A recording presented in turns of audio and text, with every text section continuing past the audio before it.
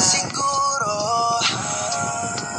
naging desisyon ko ipaubaya ka na lang.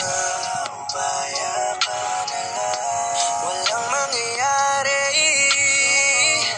kung ipaglalaban ng ating pagmamahalan. Dahil mahirap lamang ako, di mabigay ang gusto mo. Tama rin naman ang magulang mo, di ka mapapakain ng pag-ibig ko. Oh, mahal kita, kaya gusto ko maligaya ka. Huwag mo na akong isipin pa, alam ko rin ang iginhawa pa sa piling niya. Isipin pa,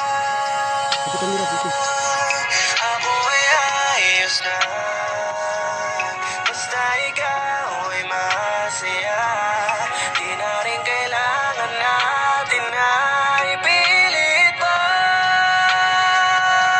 Puso'y palihain na, dahil sa iba ka na rin naman, hindi na isipin. Alam ko namang masaya ka na ngayon dyan sa bago mong kapiling. Kahit napilitin ko mang ipaglaban ay alam ko naman sa bandang huli di mo na rin magagawang piliin. Tanggap mo na wala akong malaking halaga maipapatong sa harap ng mga magulang para lamang sumang-ayon sila sa akin at hindi masilip ang aking mga kalabisan ng pagkukulang. Patawad kung mali ang aking mga natutunan na sumugal na pagmamahal ang mga puhunan. Natalo kaya ngayon nasabihan na hindi kita mabibigyan ng maginaw at magandang kinabukasan, at marahil ito rin ang pangunahing dahilan mo kaya di mo na ako na ipaglaban. Alam ko naman kung gaano mo rin ako kamahal, ngunit meron tinig na nakaharang.